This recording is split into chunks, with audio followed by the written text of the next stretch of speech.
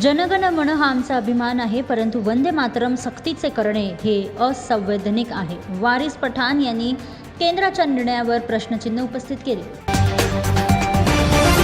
मुंबईच्या बाजारांमध्ये मासे कापून विकता येणार नाहीत. BMC महापौर रितू तावडे यांनी उद्धव गट आणि मनसेने केलेल्या आरोपांचे खंडन केले असून ते केवळ कोळी समाजात अफवा पसरवत असल्याचे म्हटलेले आहे.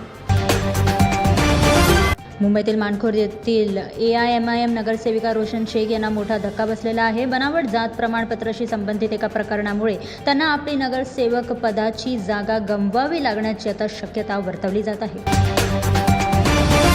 आम्ही वंदे मातरमच्या जयघोषाला विरोध करतो. अबू आझमी यांचे पुत्र फरहान आझमी यांच्या विधानामुळे आता नवा वाद पेटला. मनसे नेते संदीप देशपांडे यांनी यावर पलटवार करत म्हटले, त्याला पैसे द्या, मग तो काहीही करेल.